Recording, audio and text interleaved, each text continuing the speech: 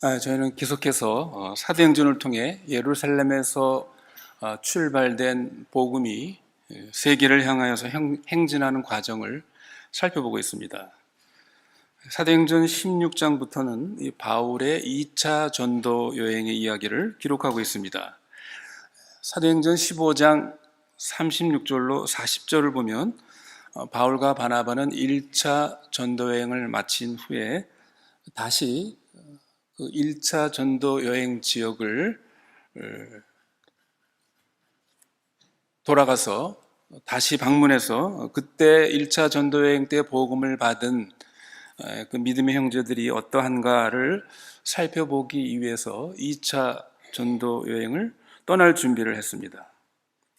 그런데 어떤 일이 벌어졌습니까? 우리가 지난 시간에 본 것처럼 바울과 바나바 사이에 마가 요한을 데리고 가는 문제로 인해서 심히 다투었다고 그랬죠. 그리고 두 사람이 갈라섰습니다. 아주 감정상으로 두 사람이 많이 상해가지고 이거 같이 갈 수가 없겠구나. 그래서 갈라선 것이죠. 그래서 이 바나바는 마가 요한을 데리고 자기 고향인 구브로로, 서쪽 지역이죠. 서쪽 구브로로 갔고, 바울은 바나바를 뒤따라서 구브로로 간다는 것이 참 민망하고 자존심이 상했는지 나는 다른 데로 가겠다. 그래서 북쪽 지역으로 그렇게 이제 신라와 함께 다른 코스를 택해서 북쪽 지역으로 가게 됩니다. 그러니까 이 원래 계획했던 2차 전도 여행, 1차 그 전도 여행 지역을 다시 방문하기로 했던 이 코스가 바뀐 것이죠.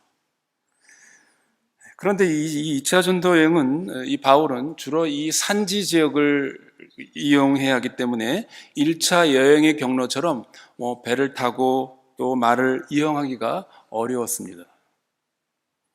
바울은 신라와 함께 수리아와 길리기아를 지나서 타우스 산맥을 지나서 타고서 산 아래 서쪽에 더베와 루스드라에 이르게 됩니다. 오늘 본문 1절에 그 말씀이 있죠.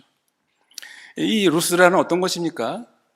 지난 1차 전도 여행 때 바울이 거기서 아주 큰 봉변을 당하는 곳이죠.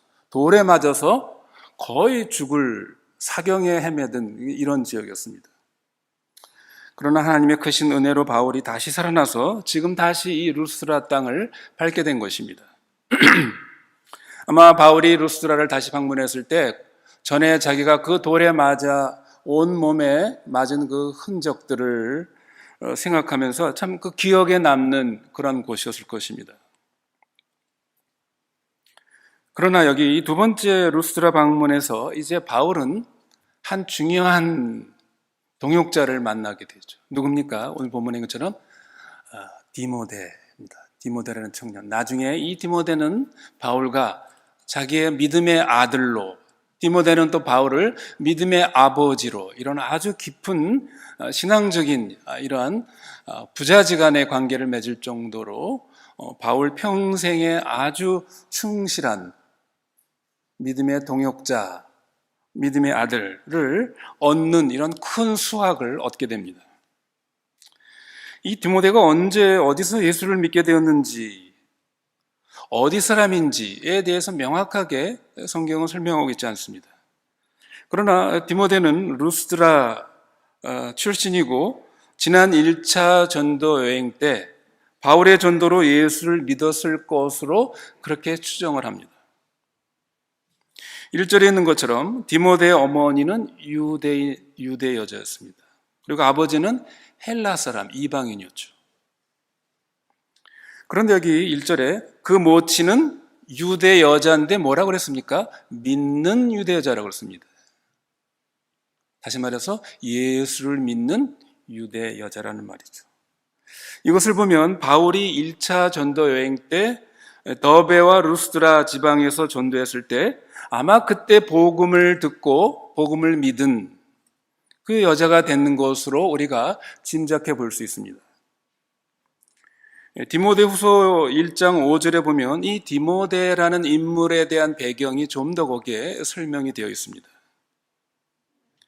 내 어머니 유니게와 내 외조모 로이스 안에 있던 그 거짓이 없는 믿음이 내 안에 있도다. 이것을 보면 디모데의 어머니는 유니게요, 그 외할머니는 로이스라는 것을 우리가 여기서 알게 되죠.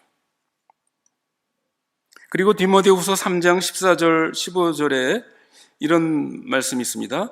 내가 네게서 배운 것을 알며 또 내가 어려서부터 성경을 알았나니. 이 말한 것을 보면 디모데는 이 유대 여인들, 자기의 어머니 유니게와 외할머니 로이스로부터 어려서부터 성경을 배웠다고 그랬습니다. 이 성경은 구약 성경을 말하는 것이죠. 그런데 3절에 보면 바울이 디모데를 데려다가 어떻게 했다고요? 할례를 행하게 했다. 할례를 행하게 했습니다. 이 말을 봐서는 어떠한 연유에선지 그때까지 디모데가 할례를 받지 않았다는 것을 알 수가 있죠. 우리는 여기서 이러한 의문이 듭니다. 만약 디모데를 처음부터 이방인화 했으려고 했다면 어려서부터 굳이 이 디모데를 이렇게 유대주의 교육을 습득하지 않도록 그렇게 했을지 모릅니다. 그런데 우리가 지금 본 것처럼 디모데는 어려서부터 히브리 성경, 구약 성경을 그 가정에서 배워왔습니다. 그것을 인해서 사람들은 디모데가 분명히 유대 사람으로 보았을 것입니다. 그리고 저희가 잘 아는 것처럼 유대인이 되는 조건은 부모가 다 유대인이 되어야 하는 것은 아닙니다. 부모 중에 한쪽, 특히 이 어머니 쪽이 유대인이고 유대의 그 신앙, 유대교의 신앙을 가지면 그 사람은 유대인으로 이렇게 인정을 합니다. 그런데 이 디모데의 경우는 유대의 신앙을 어려서부터 배워온 사람이라고 그랬죠. 그럼에도 불구하고 할례를 받지 않았다는 것입니다. 이제서야 이제 3절에 바울이 그에게 이제 성인이 돼가지고 할례를 받게 한 것이죠. 아마 아버지가 헬라 사람이어서 처음 디모데가 태어날 때는 아마 헬라 사람이 이방인인 이 아버지가 반대해서 할례를 받지 못하게 했는지 그런지도 모릅니다. 그리고 그 다음에는 이 아버지에 대한 얘기가 나타나 있지 않습니다. 그것을 보면 이 헬라인 아버지가 일찍 죽었든지 아니면 혹은 이 아버지와 어머니가 헤어졌든지 아마 어머니가 친정에 들어가서 자기의 친정 어머니와 함께 살았을 그런 가능성도 우리가 추측해 볼 수 있습니다. 그러나 디모데가 어려서부터 어머니에게서 성경을 배우고 자랐다라는 사실이 있고 또 어머니의 피를 받아서 난 사람으로서 유대주의적인 교육과 유대 종교 안에서 자랐는데도 불구하고 디모데가 할례를 받지 않았다. 이것은 유대 사회, 유대 사람들의 속에서는 굉장히 아주 혐오스럽고 금기시되는 이러한 상황입니다. 차라리 처음부터 이방인으로 그렇게 취급을 했으면 이방 사람에겐 할례를 요구하지 않죠. 그런데 이 디모데 경우는 어떻습니까? 쭉 어려서부터 유대인 부모, 어머니로부터 유대적인 교육을 쭉 받아왔음에도 불구하고 할례는 받지 않고, 그러니까 이것이 유대 사회에서는 일종의 회색 분자죠. 아주 그 처신하기가 애매하고 곤란한 이런 상황입니다. 여러분, 우리가 이 디모데 배경에 이런 것이, 할례를 받기 전의 배경이 이렇다는 것을 좀 이해할 필요가 있는 것입니다. 그런데 우리가 3절에 보듯이 그런데 왜 바울은 디모데에게 할례를 행하게 했는가? 이 문제가 제기됩니다. 성도 여러분, 바울은 어떤 사람이라고 그랬습니까? 저희가 지난번 살펴봤듯이 사도행전 15장에 예루살렘에서 온 몇몇 유대인들이 안디옥에 와서 어떻게 해요? 너희가 할례를 받지 않으면 구원을 받지 못한다. 이 문제를 가지고 심히 그거 가지고 바울과 바나바가 다투지 않았습니까? 그래가지고 대표로 예루살렘에 가서 그 대사도들과 회의를 통해 가지고 확정한 게 있었죠. 더 이상 이런 할례나 이런 문제가 그 신앙의 도리에, 구원의 도리에 그 중요한 이슈가 아니다. 그런 것을 강요해서는 안 된다. 그건 세컨더리 문제다라고 그런 결론을 내리지 않았습니까? 예. 바울은 이런 부분에서 아주 확실하고 확고한 사람이었습니다. 그리스도의 복음으로 시작된 이 하나님의 새로운 구속의 경륜은 유대인이나 이방인이나 차별이 없고, 구약의 옛 경륜은 이제 그리스도의 구속의 성취로 말미암아 더 이상 구약의 그런 어떤 형식들, 제사나 무슨 정결 예식이나 할례나 이런 예식들은 더 이상 이제 그리스도의 구속의 완성으로 말미암아 더 이상 필요치 않다. 이것을 어느 유대인보다도, 어떤 사도들보다도 이 복음을 가장 깊이 핵심을 이해하고 깨달은 사람이 바로 바울입니다. 그런 바울이 왜 디모데에게 할례를 행하도록 그렇게 했는가 하는 것입니다. 여러분 생각해 보십시오. 여기에는 분명한 사도 바울의 어떤 인식과 사상이 그 속에 들어있기 때문입니다. 그것이 무엇입니까? 앞에서 말씀드린 것처럼 디모데는 유대인 어머니에게서 유대주의적인 교육을 받았고, 모든 유대 사람들에게는 유대적인 사람으로 통하는 그런 사람이죠.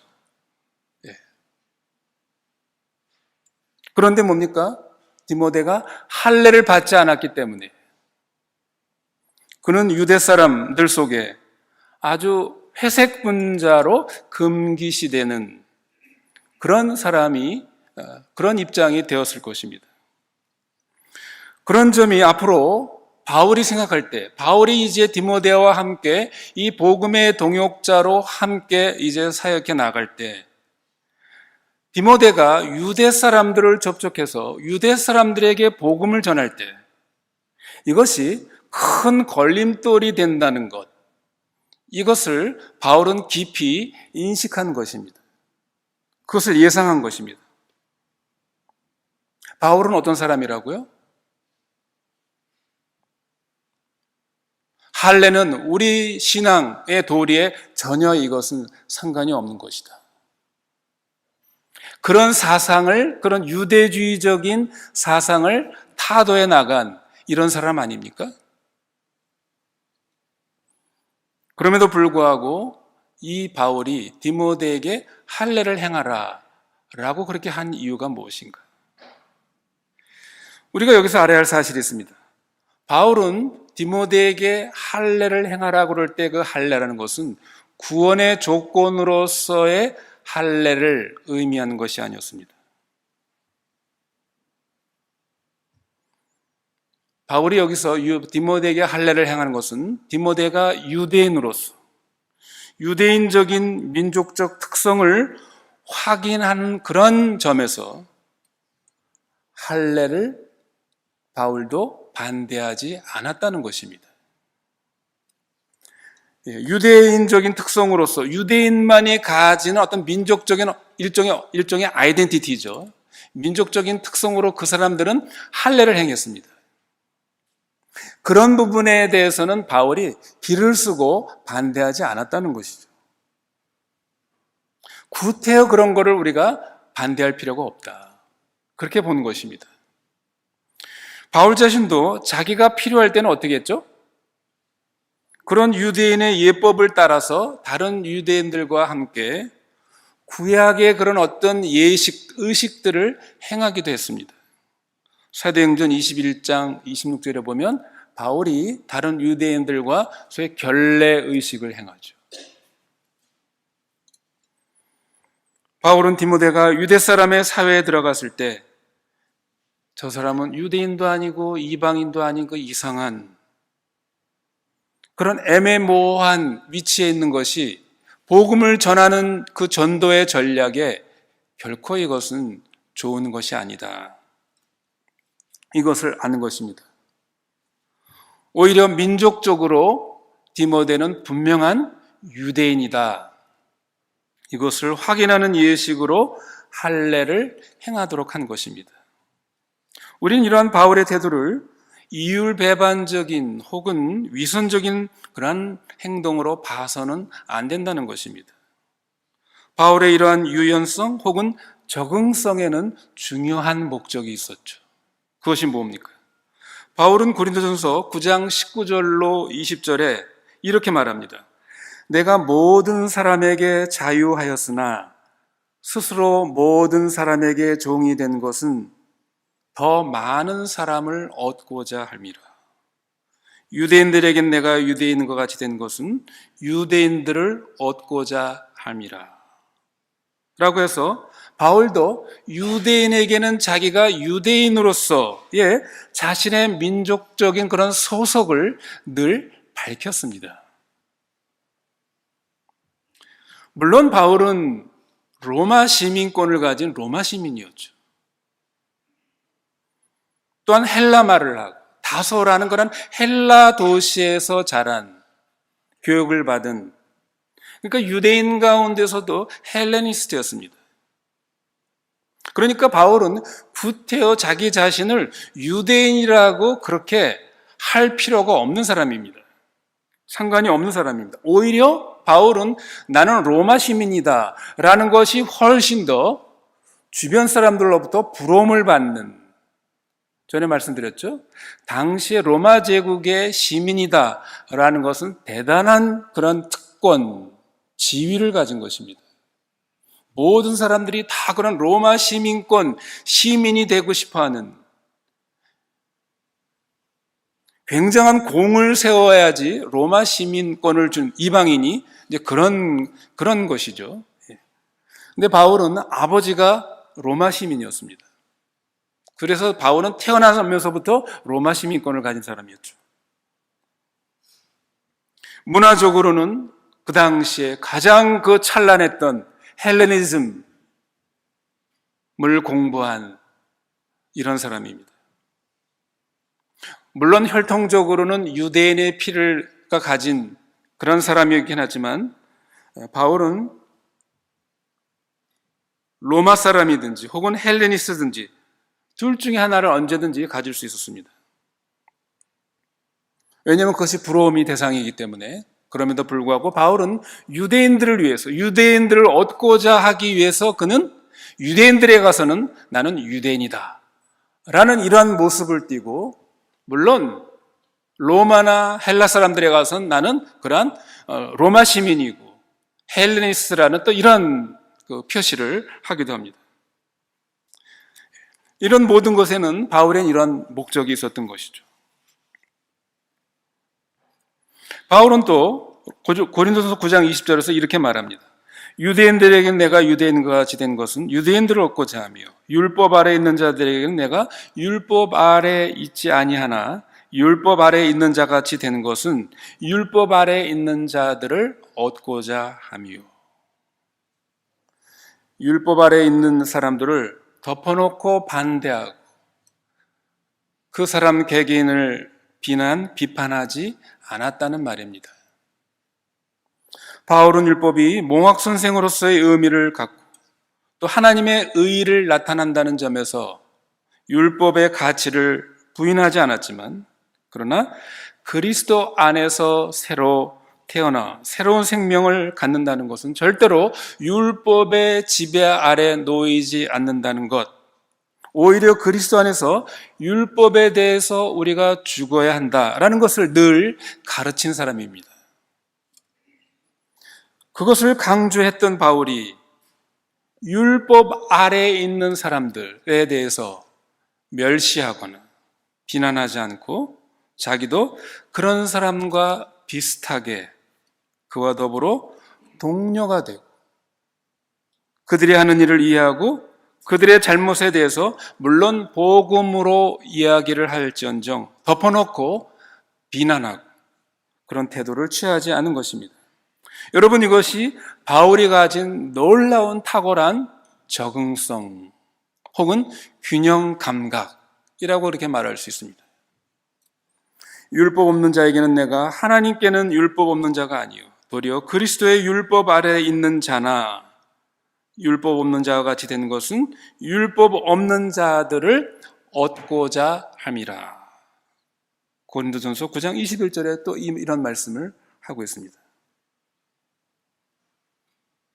나는 율법의 메인 자가 아니라 그리스도에게 메인 자지만 그러나 그런 여전히 율법의 메인 그런 사람들에 대해서 내가 그 사람들의 입장에서 그 사람들을 이해하고 그 사람들과 함께 공감하고 그러면서 복음을 전한 이런 것이죠. 여러분, 영어 표현에 그 사람의 신을 신어보라 이런 말이 있죠. 이게 무슨 말입니까? 그 사람의 관점에서 생각해보라. 그 사람의 입장을 이해하라. 그런 뜻이죠. 바울의 태도가 그랬습니다. 여러분, 여기에 바울의 그 논리의 우수성이 있는 것입니다. 바울은 자기의 논리의 근거에서 모든 것을 주장하지 않았습니다. 늘 상대방의 입장에 서서 상대방의 형편에 들어가서 그 사람을 이해하려고 애썼던 사람입니다. 이것이 바울의 특장입니다. 왜 그렇습니까? 모든 경우에 모든 모양이 되고 어떤 경우에든지 내가 거기에 잘 적응이 돼서 어떻게 하든지 하나의 목적을 이루기 위함입니다. 그 목적이 무엇이었습니까? 약한 자들에게 내가 약한 자와 같이 된 것은 약한 자들을 얻고자 하며 한 사람이라도 더 그리스도 앞으로 끌어들이기 위해서 인도하기 위해서 내가 그 사람의 입장에서 그 사람 편이 나는 되어줬다. 그의 위대한 적응성을 여기서 말하고 있습니다. 바울은 성령이 충만하고 성령의 능력을 가지고 있는 사람이지만 인간의 약점이 있는 사람들에 대해서 그 사람의 그 약점을 이해하고 공감하고 동정하고 동조했습니다. 내가 여러 사람에게 여러 모양이 된 것은 아무쪼록 몇몇 사람들을 구원코자 함이니 내가 복음을 위하여 모든 것을 행함은 복음에 참여하고자 함이라. 고린도전서 9장 22절 23절에 또 그런 말을 하고 있습니다. 이러한 원칙과 정신을 가진 바울은 디모데를 보았을 때 이 디모데가 할례를 받지 않았다는 것은 유대 사회에서 이건 대단한 약점이고 불리한 조건이다 라는 것을 바울은 보는 것입니다. 이제 유대인의 한 일원으로서 그것을 상징하는 중요한 표시로 할례를 받게 함으로 다른 유대인들에게 꺼리낌이 없는 유대인들을 전도하는 데 심각한 이 문제가 전도의 장애가 되지 않도록 하기 위해서 디모데에게 할례를 행하도록 그렇게 권유한 것이죠. 예, 말씀드린 것처럼 여기에 바울의 위대한 그 적응성, 유연성이 나타납니다. 바울은 원칙 없이 왔다 갔다 하거나 자기의 유불리를 따라서 이렇게 저렇게 핑계를 대면서 나는 이렇게 폭이 넓은 사람이야 라는 그런 기회주의적인 그런 사람이 아닙니다. 바울의 이러한 생각과 사상은 매우 고차원적인 것입니다. 그러한 고차원적인 논리의 결과로 이러한 입장을 가진 것이죠. 편협한 사고방식을 가지고 모든 것을 거기에 편협하게 적용하는 이런 사람이 아니고 항상 거시적인 관점을 가지고 상대방의 궁극적인 유익이라는 이러한 목적의식을 가지고 자신의 원칙을 적용해 나간 이러한 유연한 사람이었습니다. 우리도 바울과 같은 이러한 적응성, 다른 사람에 대한 이러한 이해심, 존중심을 배워야 되겠습니다. 우리가 아무리 옳은 신앙적인 도리를 가졌다 할지라도 우리의 태도가 교만하고 완고하고 편협하다면, 독선적이라고 한다면 그것은 사람들을 얻지 못하는 것입니다. 사도 베드로가 그래서 뭐라고 말했습니까? 너희가 믿는 신앙의 이유에 대해서 할 말을 항상 준비하고 있어라. 믿지 않는 사람들에게. 그러면서 어떻게 말하라고 그랬습니까? 온유와 두려움으로 말하라고 그랬습니다. 온유와 두려움이 뭡니까? 온유가 gentleness, 점잖고 부드럽고, 두려움이라는 건 respect입니다. 존중함으로. 나와 생각과 나와 사상이 다르다 할지라도, 나와 종교가 다르다 할지라도 그 사람의 입장에서 이것이 바울의 태도입니다.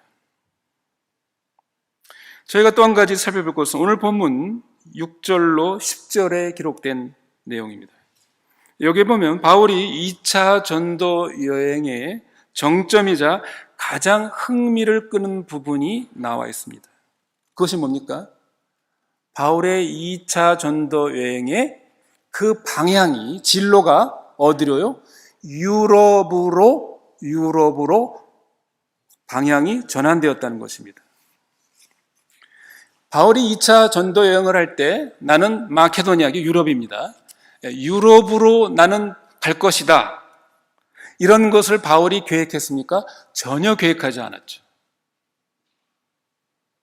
그저 소아시아, 지금의 터키, 이쪽을 중심으로 해서 지역을 중심으로 해서 복음을 전하려고 했습니다.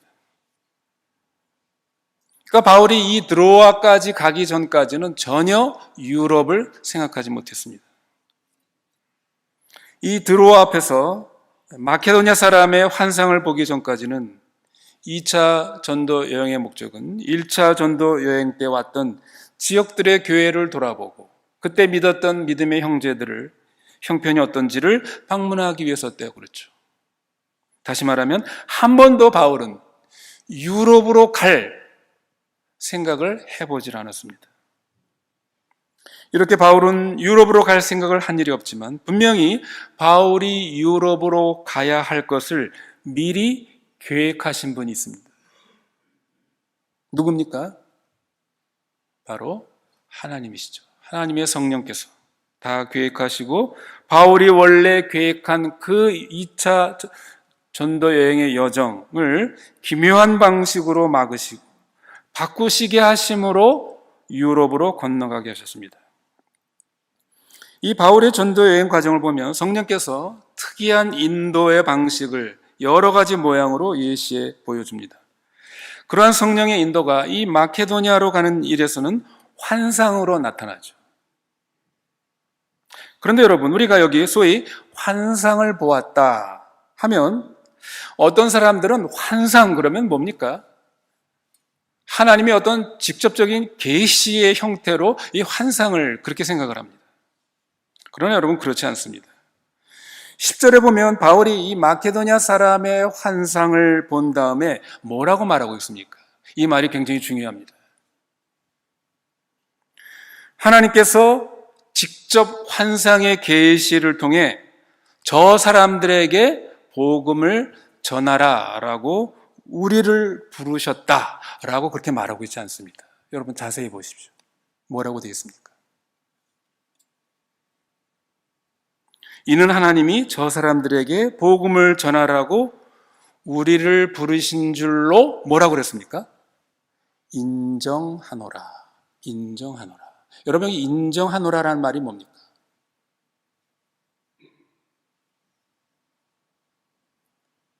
이 두 차이를 아시겠습니까? 우리를 환상을 통해 가지고 저 사람들에게 복음을 전하라고 하셨다, 계시하셨다 하셨다. 이 말이 아니라 우리를 복음을 전하라고 우리가 인정하노라. 여러분, 이 인정함이라 라는 말은 결론에 도달했다는 뜻입니다. 결론에 도달했다. 다시 말하면 자기가 본 환상을 가지고 추리하고 생각하고 결국 판단했을 때 어떤 논리적인 결론에 이르렀다는 거예요? 아, 이것은 성령께서 마케도니아에서 복음을 전하라는 뜻이구나. 그런 논리적 결론에 이르렀다는 말입니다. 바울이 환상을 보고 이것을 하나님의 직접적인 계시를 받은 것 같이 말했다면 이것은 위험한 이야기가 될 뻔했습니다. 사람들은 환상이 마치 하나님의 직접적인 특별 계시인 것처럼 떠드는 사람들이 많이 있죠.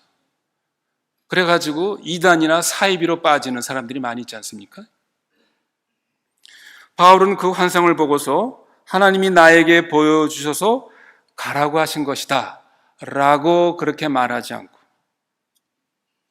자기가 가지고 있는 건실한 지식과 지혜와 판단력을 사용해서 또 자기가 지금까지 쭉 여기까지 걸어온 그 여행의 여정들을 쭉 살펴보면서 검토해보면서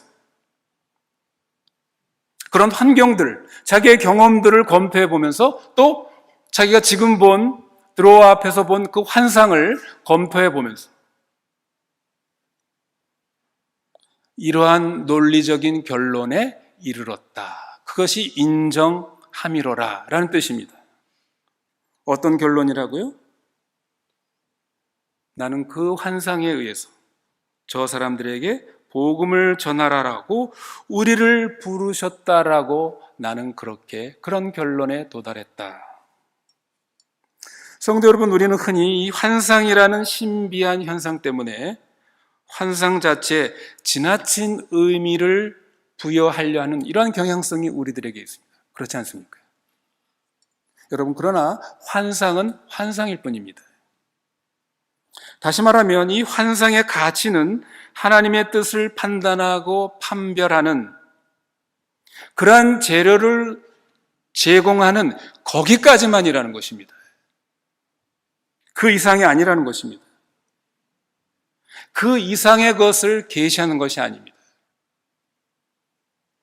그리고 하나님의 뜻을 판단하는 재료로 우리에게 제공되는 것은 환상만이 아니죠. 꿈일 수도 있고 어떠한 환경이나 혹은 어떠한 경험, 사건 이런 모든 것들도 그걸 통해서 하나님의 뜻, 하나님의 인도하심의 판단 재료가 될 수 있습니다. 그것만이 아니죠.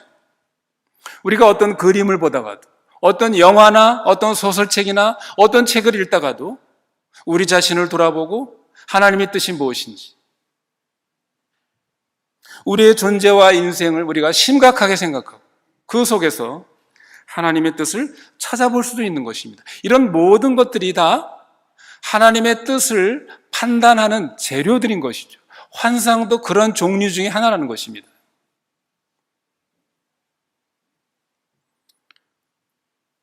물론 환경이든 어떤 것이든 그것을 통해서 하나님이 우리에게 어떠한 뜻을 보여주실 때 그것을 해석할 수 있는 우리에게 성경적인 지식과 지혜와 분별력이 있어야 합니다.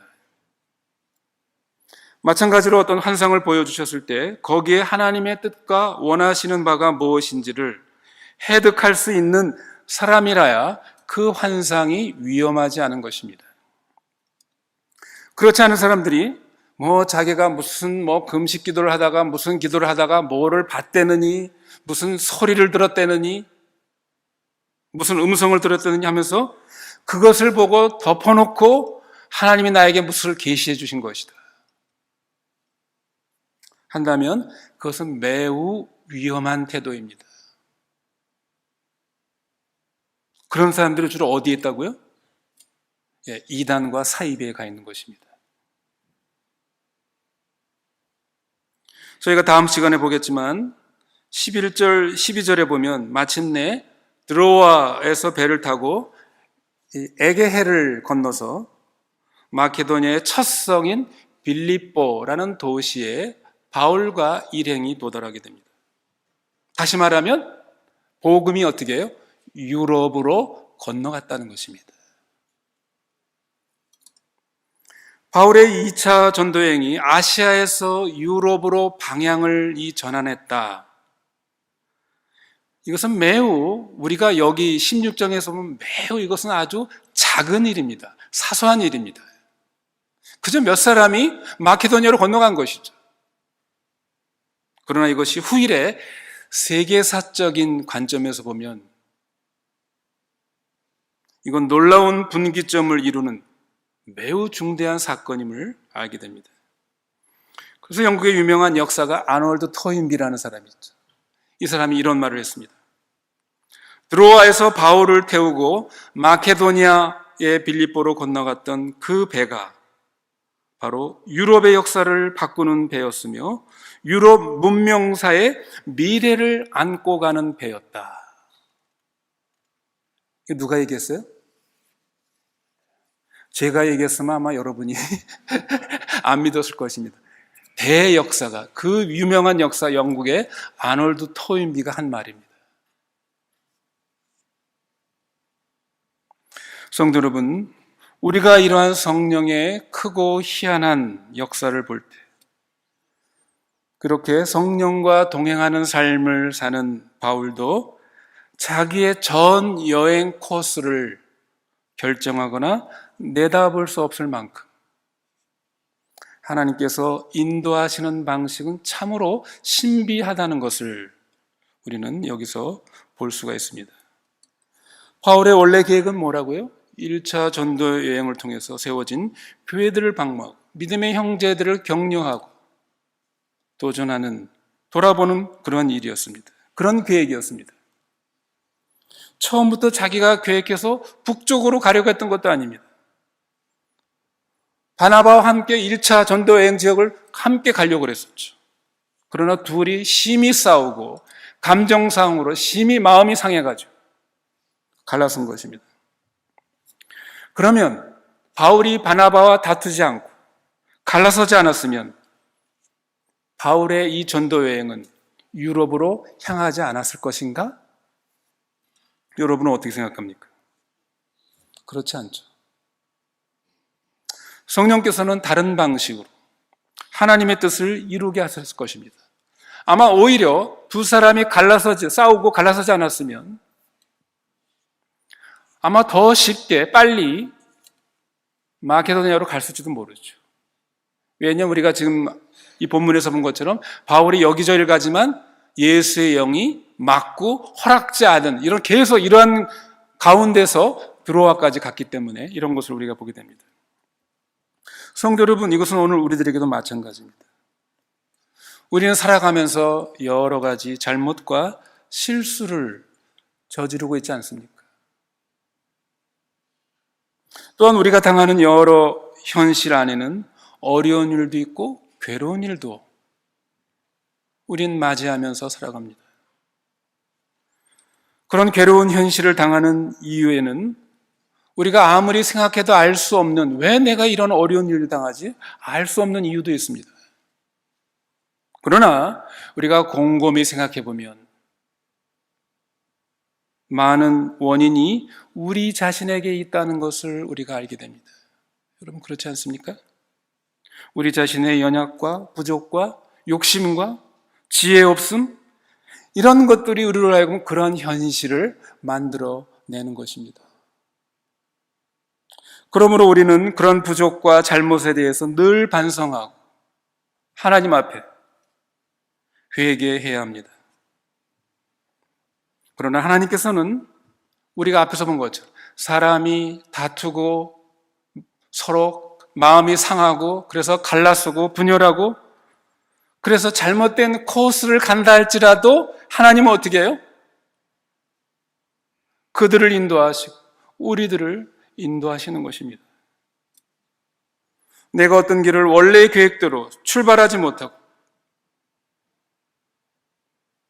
불가부득한 인간의 감정적인 문제나 혹은 여러 가지 문제 때문에 우리가 갈라섰을지라도 그것은 그것이고, 우리가 하나님 앞에 우리의 전부를 맡기고 나가면 하나님께서는 거기서부터 우리를 이끌고 인도해 가신다는 것입니다. 그러므로 성도 여러분, 우리는 어떤 일 앞에서도 낙심할 필요가 없습니다. 내가 당한 오늘의 현실을 하나님의 그 전능하신 손에 맡기고 부탁하고 나가면 바울이 고백한 것처럼 날마다 우리의 짐을 지시는 주, 곧 우리 구원의 하나님께서 기묘한 방법으로 오히려 그러한 현실을 주님의 뜻을 이루어 나가는 그러한 방도로 사용하시고 우리를 이끌어 주신다는 것입니다. 우리는 내일 일을 모르고 앞길을 경영할 수 없고 어떻게 할지 알 수 없어도, 혹은 잘못해서 우리가 넘어졌으면 넘어진 대로 우리는 하나님 앞에 그대로 그것을 맡겨야 합니다. 그러면 하나님께서 내가 너를 다시 일으켜서 너를 이끌고 나간다. 하나님께서는 하나님을 의지하여 염려를 맡기는 자를 한 걸음씩 한 걸음씩 매일 인도하시니 걱정하지 말라는 것입니다. 말씀을 맺습니다. 바울과 바나바의 갈등과 이 분열이라는 것은 인간적으로 볼 때는 별로 칭찬할 만한 것이 못되고 아름답지도 못했습니다. 그러나 그럴지라도 인간의 이러한 부족, 연약 위에서 하나님의 성령의 기묘하신 역사가 드러났다는 것, 이것을 우리 오늘 본문에서 발견하게 되는 것입니다. 마찬가지로 우리도 우리의 연약과 부족과 실수와 잘못들, 여러 가지 우리의 어그러진 일과 어그러진 길들을 우리가 지금까지 살아오면서 경험했습니다. 또 앞으로도 우리가 그럴지 모릅니다. 그런다 할지라도 저와 여러분은 낙심해서는 안 되겠습니다. 왜요? 우리의 부족함은 부족함대로, 실수와 잘못은 잘못 그대로, 그 모습 그대로 전능하신 하나님의 손에 맡기고 우리가 하나님을 의지하고 나가면 하나님께서 우리를 인도해 가신다는 그 믿음을 가지고 우리에게 주어진 상황에 우리가 주저앉지 않고 낙심하지 않고 다시 일어나서 우리가 앞으로 나가야겠습니다.